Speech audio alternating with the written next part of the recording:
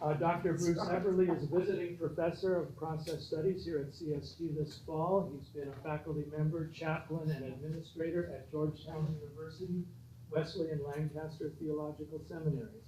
Dr. Epperly is a theologian, spiritual guide, pastor, author of 22 books in the areas of process theology, death and dying, healing and wholeness, and scripture. Ordained in the Christian Church, Disciples of Christ, and the United Church of Christ, Dr. Epperly is concerned with lived theology and theo-spirituality.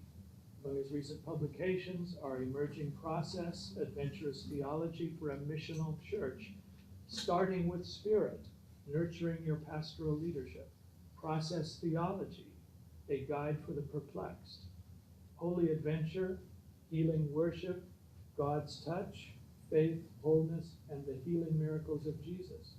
Bruce and Kate Epperly's trilogy on ministerial excellence and spirituality includes Feeding the Fire, Avoiding Clergy Burnout, 4 Seasons of Ministry, and Tending to the Holy, the latter being selected as Book of the Year in 2009 by the Academy of Parish Clergy. Dr. Epperly's speaking engagements address multiple spiritualities and Christian identity, the pastor as congregational theologian, congregational administration as a spiritual practice, where theology and spirituality meet, and ministry with the spiritual, not the religious. He has appeared on numerous television and radio programs, including Nightline, ABC World News Tonight, and PBS NewsHour. His presentation today is titled Ecumenical, Evangelical, Eucharistic, and Evolving, Process Theology and a New Kind of Christianity. Will you welcome Dr. Bruce Epperly?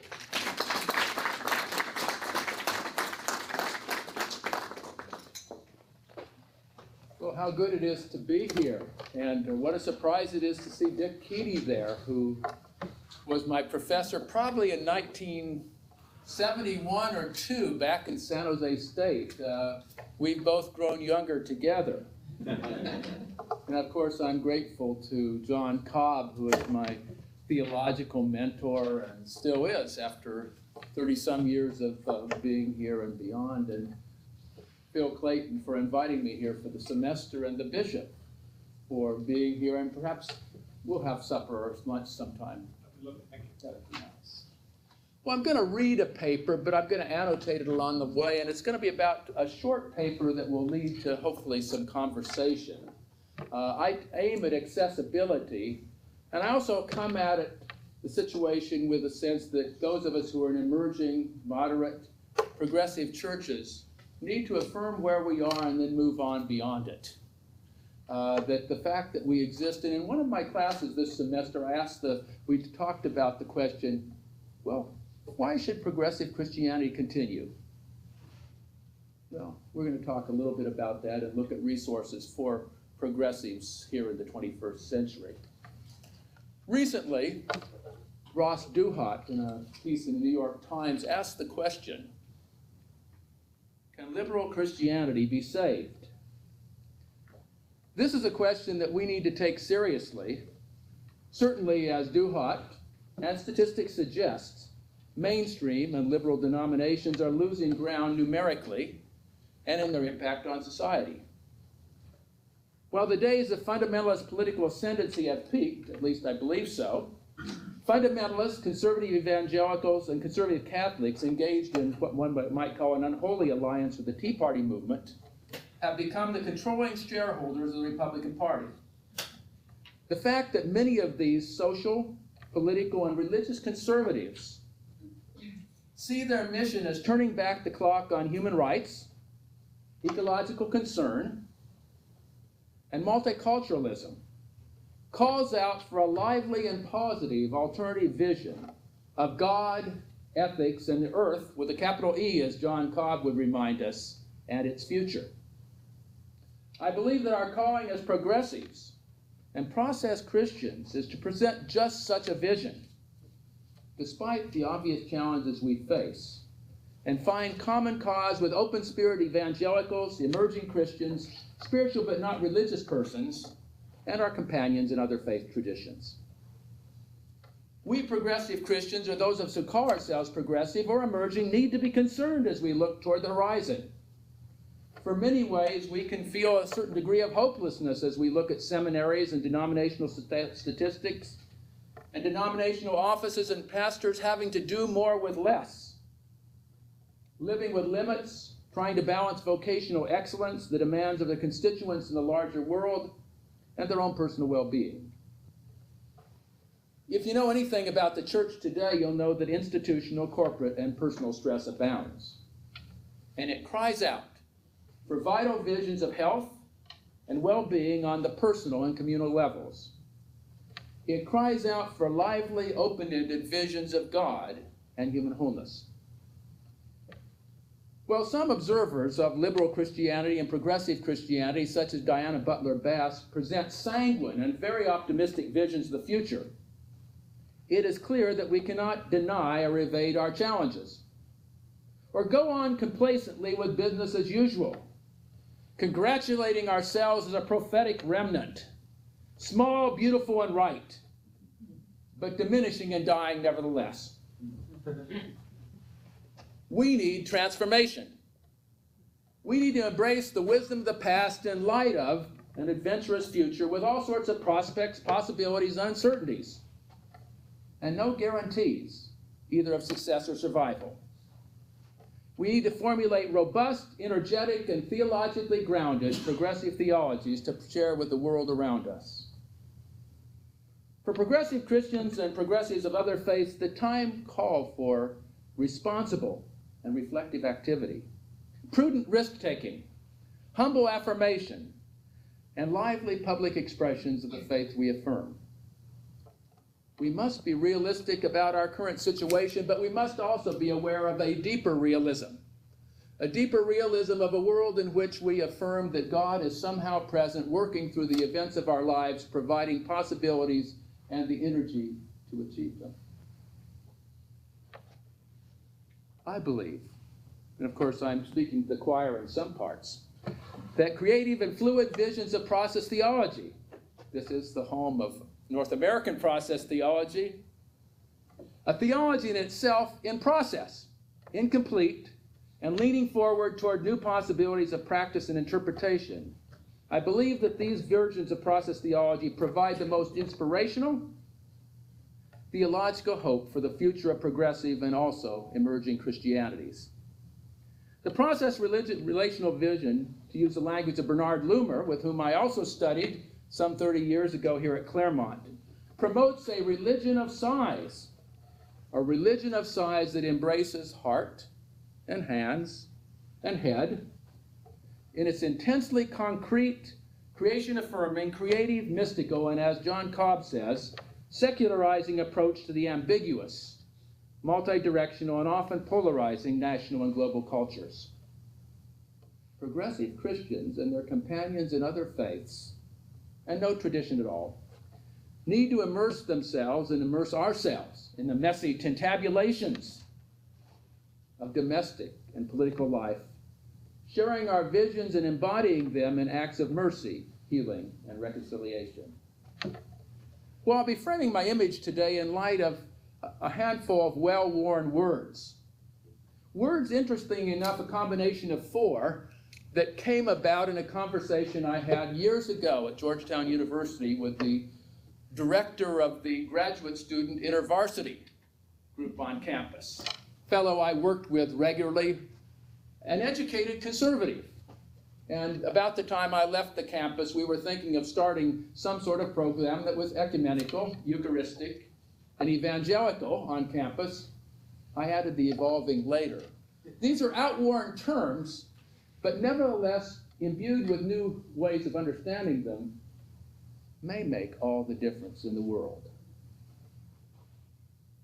A holistic faith, inspiring and guiding what some would call a 4th great spiritual awakening, Diana Butler Bass, or a great emergence, as Phyllis Tickle says, will have the qualities of embodied earth-affirming Eucharist, embodied youth-affirming Eucharist, deep dialogical ecumenism, lively exuberant evangelism, and wise planet-healing evolution. at the heart of its practical theology, spirituality, and mission.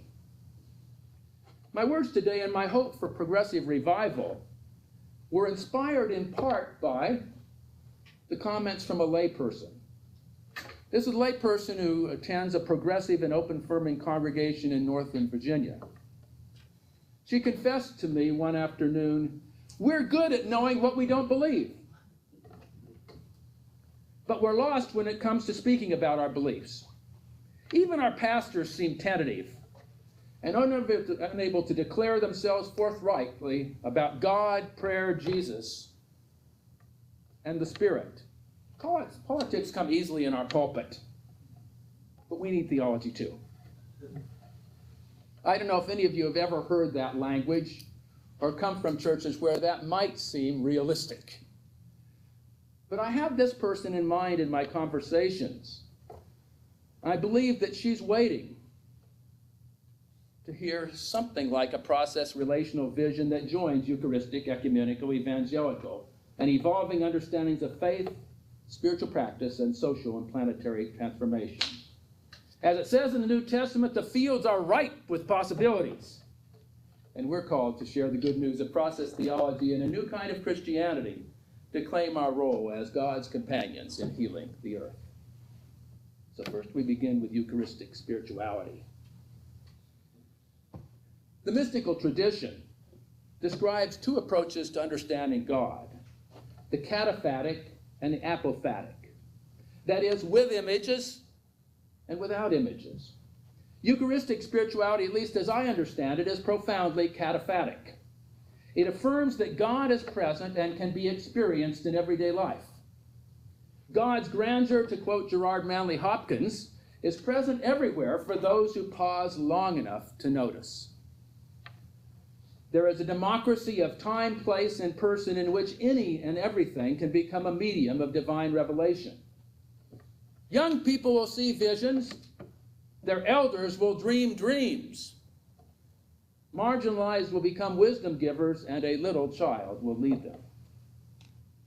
While preserving the mystery and humility of the apophatic, without images tradition, process theology, I believe, is profoundly cataphatic in nature. According to Alfred North Whitehead, the world lives by its incarnation of God. The world lives by its incarnation of God.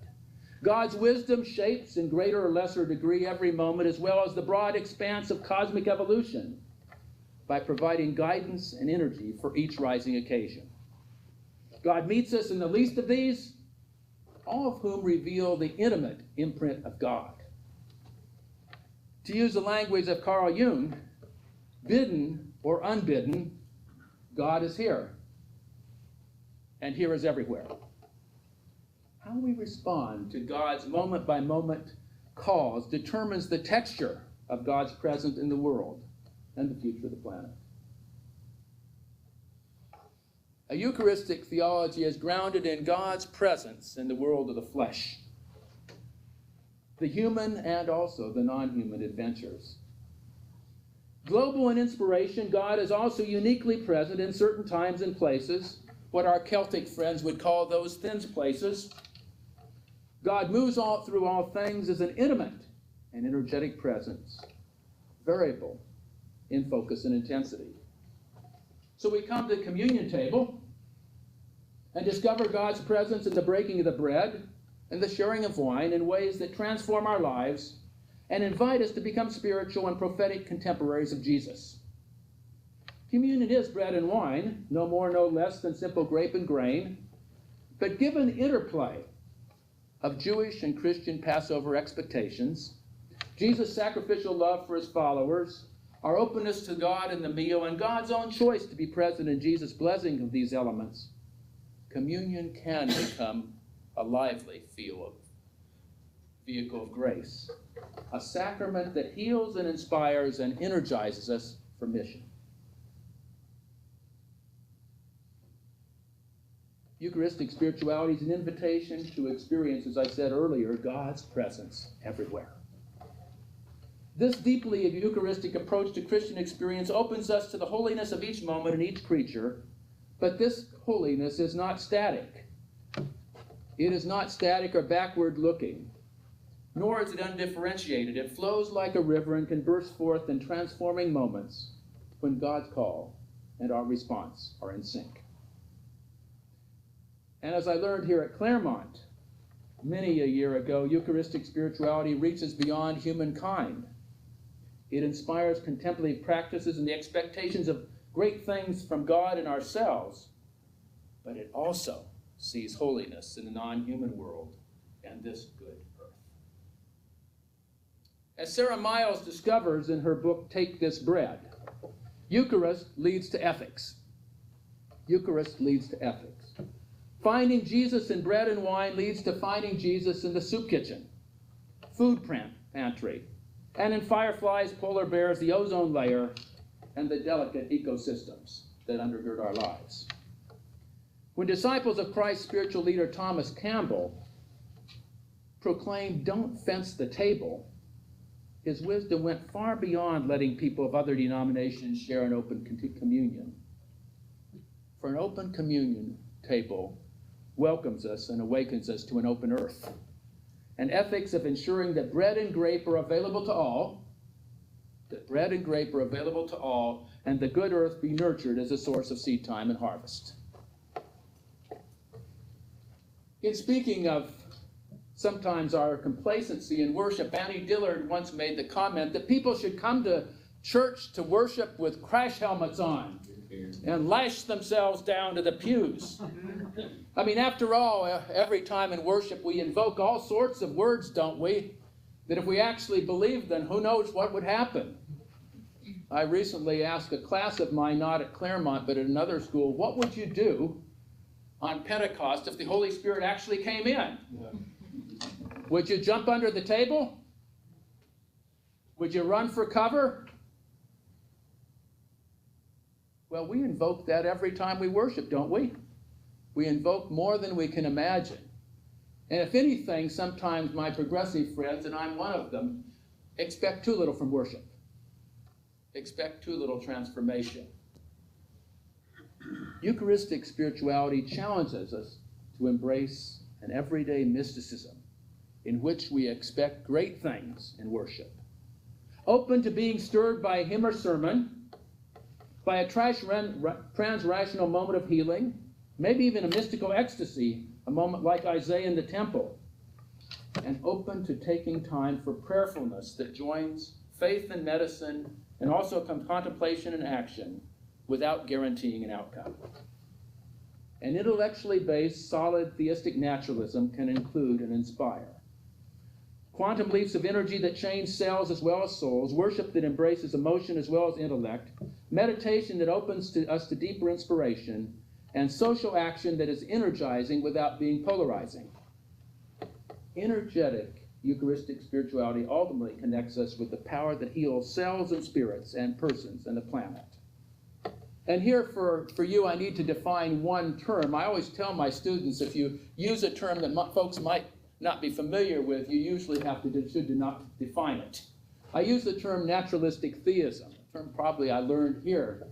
It's a way of saying that when God moves in the world, God is not violating the laws of nature, but works within the causal relationships of life. That God doesn't act from the outside like a Zeus and a thunderbolt, but works within the real conditions of real people at real times, real animals and real creatures at real times. Ecumenical hospitality. Ecumenical hospitality. Healthy transformation involves the right balance of order and novelty and differentiation and intimacy. It welcomes everyone to the table regardless of their past indiscretions or cultural differences. Hospitality, at least at its base, knows no boundaries in terms of acceptance, although it may inspire radical reorientation among those whom are welcomed. Jesus the healer responded to the needs of vulnerable people, risking his own ritual cleanliness to touch lepers, welcome tax collectors and prostitutes, and reach out to persons with mental illness, epilepsy, gynecological ailments, and sight and hearing impairment. The Bible scholar and theologian John Dominic Crossan speaks of Jesus' table fellowship as being at the heart of his ministry. Jesus' ministry of hospitality was, in fact, not some sort of wishy-washy liberalism, but a prophetic act, creating controversy by its embodiment of God's all-embracing shalom. Welcoming the stranger can be subversive in xenophobic social contexts.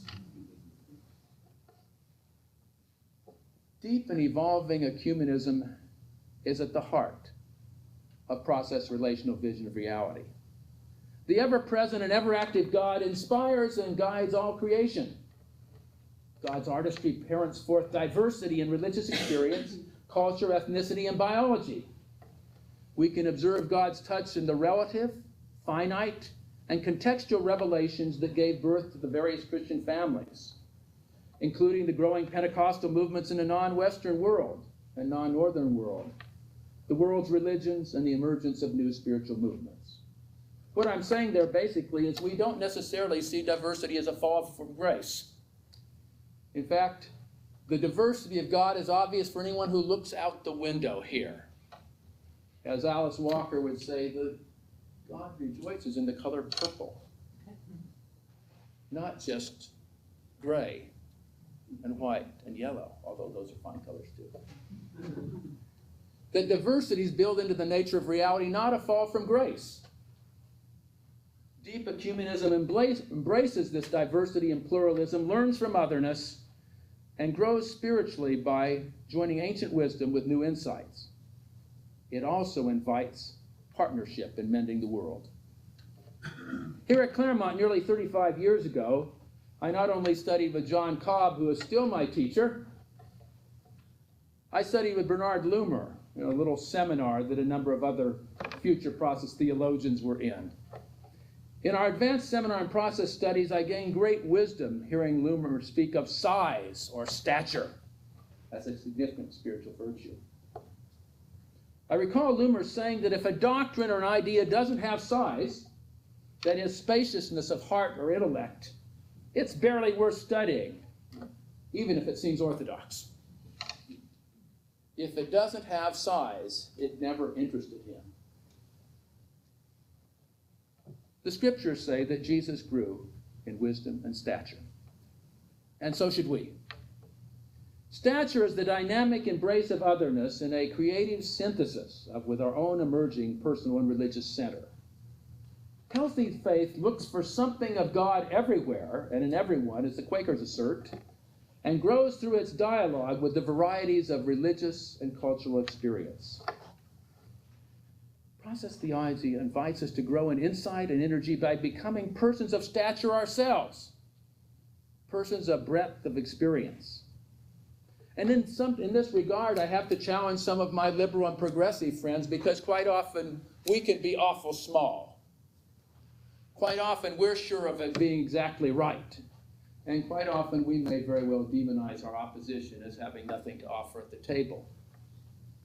As I tell my students, the stop clock is right at least twice a day.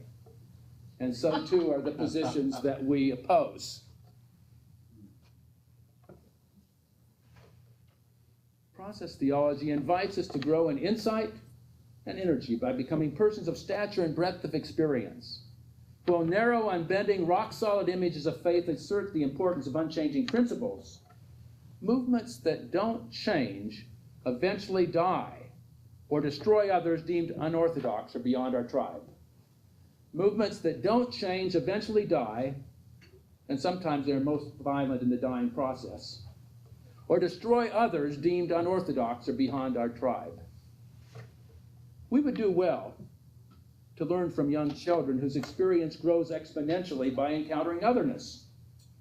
Open to the world in all its push and pull, babies, toddlers, and young children remind us that we can continue to grow spiritually, emotionally, and intellectually, and that age can accelerate rather than diminish our openness to novelty and adventure. I always found it interesting, and I've tried to keep this as a motto for myself as a person who is 59 in midlife, provided I live to be 118. We wish. sometimes. As an older person, much older than my 2-year-old toddler grandson, or my 3-month-old baby grandson, I have a lot more softwire than they do right now. Why shouldn't I be learning a lot more exponentially? But as I was told by John Berquist, the dean of the Disciples of Divinity House, the other day in a conversation, president there, most ministers, according to a study, only read 6 books a year. And 3 of them, of the 6, aren't related to theology or ministry. Now, would you visit an attorney or a doctor?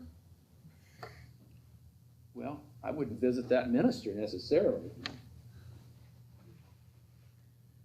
Those children remind us that we can continue to grow spiritually, emotionally, and intellectually, and that age can accelerate rather than diminish our openness to novelty and adventure. And we have to ask ourselves here in the room, what exciting and holy adventure of interconnectedness are you anticipating? Whether in worship, study, yes, and study, or interaction with persons of other faith, or no explicit faith. Because indeed, we have to take seriously in our hospitality people who have no faith, at least they don't talk about it, or call themselves atheists or agnostics. They are also part of our story, and we can learn from them as well. Ecumenical hospitality is by definition prophetic. It balances welcome with passion for wholeness and growth that is both individual and cultural. Rather than polarizing, prophetic hospitality looks for common ground. And lacking that, it's because sometimes your colleague in conversation doesn't seek common ground, searches for the divinity, something of God, in those who see themselves as our opponents. Prophetic hospitality and its passion for personal and global transformation focuses on contrast, an aesthetic and hopeful affirmation of diversity, rather than polarizing opposition. Here in Claremont, 1975, when I came here as a first-year grad student, folks were just beginning to talk about inclusive language. And we learned that we didn't have to say man all the time, except when we said, hey man, something like that. And we learned that we didn't have to say father about God all the time. Same may apply to our political language and our religious language, so I've made it a point never to typically use the term opposition anymore. I use the term contrast. Because contrast is red, yellow, blue, green. They're just simply colors initially. We would do well, perhaps, even on the network that I typically watch, MSNBC, and the one I don't watch, Fox, to realize that red and blue actually make up a shade of purple and are not necessarily so contrary as some would suspect. Today, it's imperative that we claim the largest circles of ecumenical and prophetic hospitality. Beyond healthy relatedness with our fellow humans of all faith traditions and cultures, we need hospitality toward the earth. We belong to the earth, and from the earth we rise. To paraphrase Whitehead, the whole earth conspires to create each occasion of experience. Earth is the holy, H-O-L-Y, other that physically sustains us, enabling us to pursue religious quests and pathways to enlightenment. Deep ecumenism heals by discovering spirit everywhere, honoring its presence, and nurturing its growth in human as well as non-human life. Evangelical spirit. That's a term not often heard at Claremont School of Theology, and among my progressive friends, but I think it's well worth recovering for us. Evangelical spirit. We have good news to share, and the world needs it. Do we have good news to share here? Amen. Do we have good news to share? I'm going to start preaching, you see. Yeah. I mean, that's what brought everyone to seminary, right? We came here to study and to learn because we had some good news we heard. The Christian world and the religious world as a whole need strong progressive voices to contrast with the strident voices of religious fundamentalists everywhere. In North America, we see significant numbers of Christians following a path of intentional intolerance and ignorance. Originally, I just put intolerance and ignorance, but I'm pretty sure it's intentional intolerance and ignorance. In fact, seeing principled ignorance as a value to be affirmed in relationship to global change and biological evolution. Principled ignorance. Beyond that, conservative activists of all religious traditions are making a virtue of xenophobia, sexism, and heterosexism. Do you know what I'm talking about? That's virtuous behavior in some circles. Unwilling to hear or come to any agreement with those who differ from them, they threaten to not only to destroy the USA's government and safety nets for the vulnerable, but also silence any opposition based on their unchanging principles, many of which that were found to be faulty decades, in some cases centuries ago. You can be very principled about the flat earth, and you can be principally wrong. While we can honor their quest for something permanent in a world of change, we must also affirm our creative alternative, a lively, fluid, growing, socially involved Christianity that connects our well-being with the well-being of the most vulnerable humans and non-humans around us. We don't need to have all the answers to share good news, or have the only answer to share our good news in affirmative ways. We really don't need all the answers. We need some passion for what we've discovered, what we've seen or heard. Now, often liberals have been identified by what they don't believe rather than their beliefs.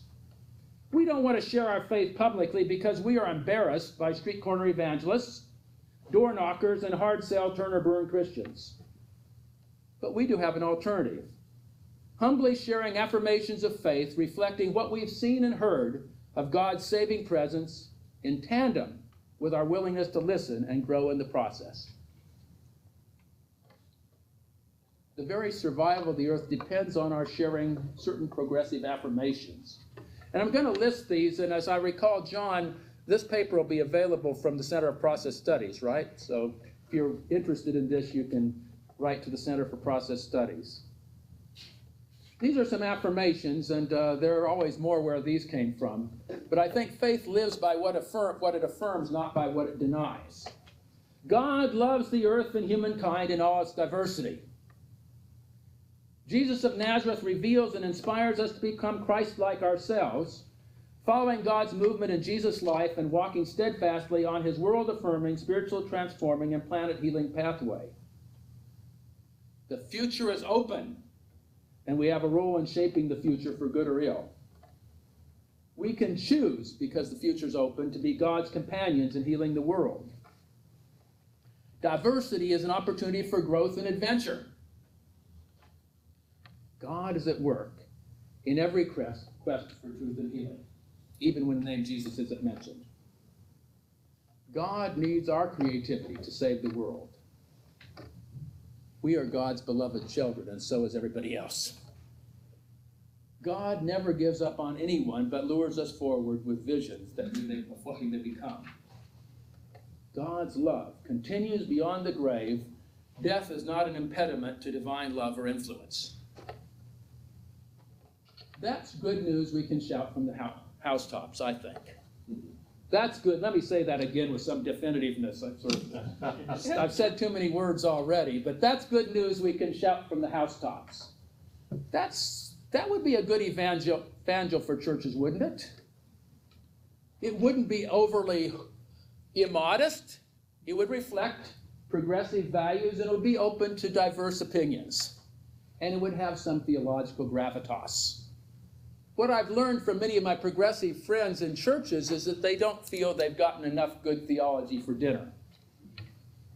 They've gotten less than bread. They never get stones, but less than bread when they need something robust. How we share the good news is almost as important as what we share. Our medium should mirror our message.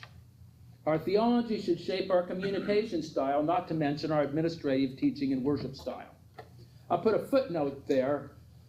One of the things I've learned as an administrator over the years is to be, and a teacher as well, is to be theologically driven in what I do.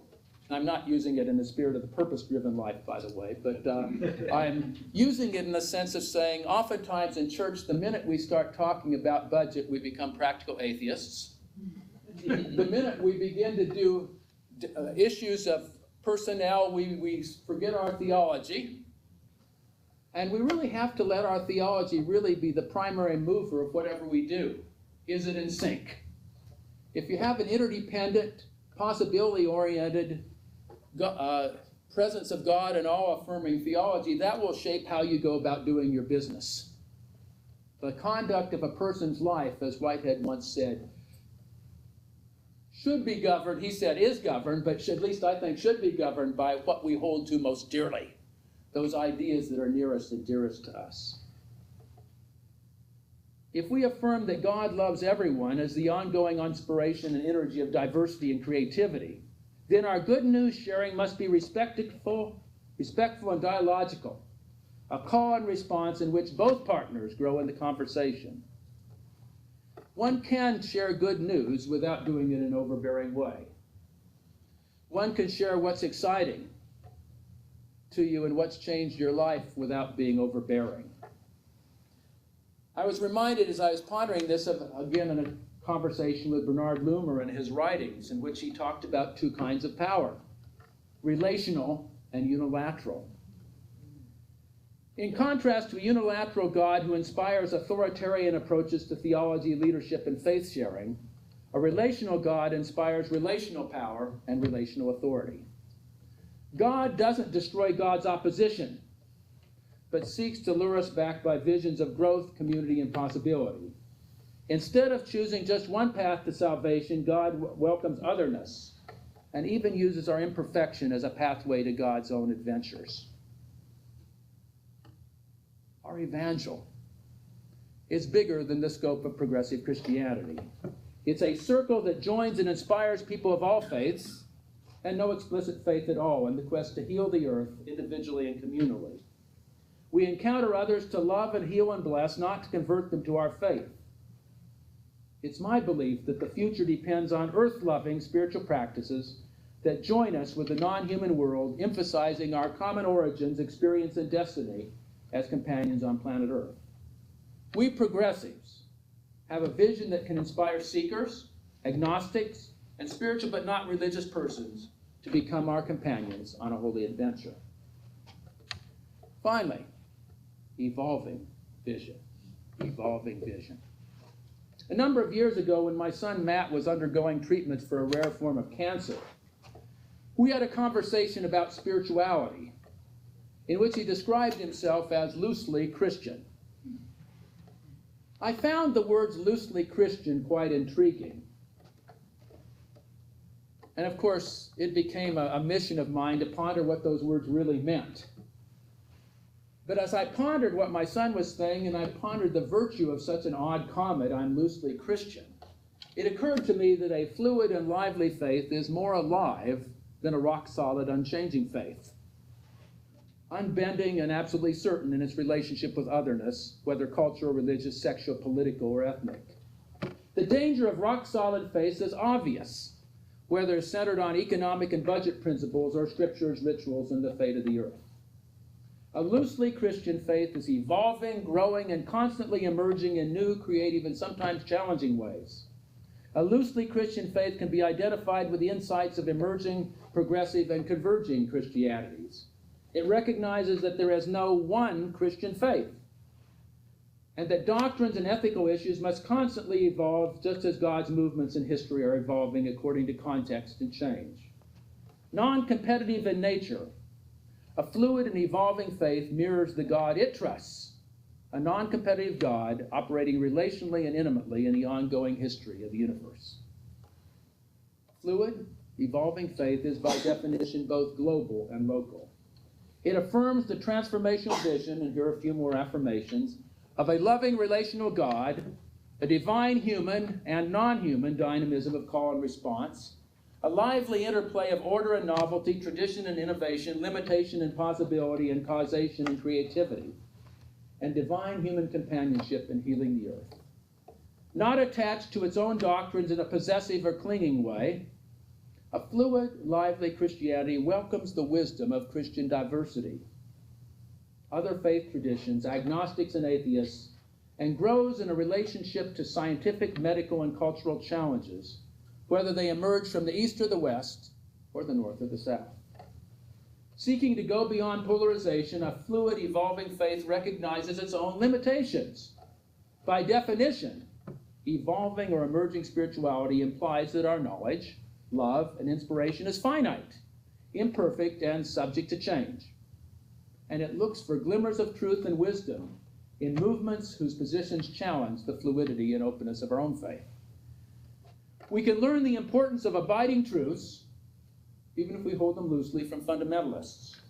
Ecstatic experiences from Pentecostals. The need to share our faith boldly and awaken to the lively personality of Jesus from evangelicals. The power of the mind to transform reality from movements such as the science of mind and new thought. The quiet moment of prayer from the Quakers. We can grow in spirit through encountering traditional Chinese medicine, Tai Chi, Qigong, and Reiki, Sufi dancing and Rumi's poetry, Hindu meditation and yoga, Jain appreciation of non-human life and Jewish prophetic spirituality, Buddhist contemplative meditation, and New Age positive thinking. Again, you can have a lively Christian center that lives in relationship to other traditions and grows in relationship to other traditions. That, I think, is what Bernard Loomer meant when he said size or stature. The ability to encompass a large reality is what Professor Cobb called creative transformation. A large reality without losing your center and having your center grow along with it. Concluding word on process theology and a new kind of Christianity. And here I've been both speaking and preaching all the way through. I always tell my students that if you can't preach it, you probably ought not to teach it. That good theology is preachable as well as teachable. It's imperative that we nurture a life-giving, progressive, process and oriented, emerging and evolving faith as a voice of openness and reconciliation in an increasingly polarizing world, an advocate for the earth and its creatures, a leader in the affirmation of the importance of science and medicine that serve people and the planet, a prophetic critic of unsustainable and unjust economic structures, a theological vision that joins head, heart, and hands in tandem with mysticism and rationality, a forum for serious and many-sided conversations on ethical issues, and a spirituality that joins heaven and earth in transforming the world and opening to God's healing touch. In its ongoing dialogue with emerging and evolving Christian and non-Christian movements, I believe the insights I've shared, the insights of a fluid, open-ended, and evolving process theological vision, can be a catalyst for a new kind of Christianity for a fast-moving and fragile planet. Like those first followers of Jesus who had no name yet, we're people of the way. We're pilgrims in search of deeper experiences of the holy. We are companions of the earth, seeing God's grandeur in fireflies, the four seasons, a beluga whale, the conception and growth of a child, and the wondrous intricacy of ecosystems and evolving galaxies. This is truly an evolving and living faith that we can affirm and share for the healing of the earth and all its peoples. Thank you very much.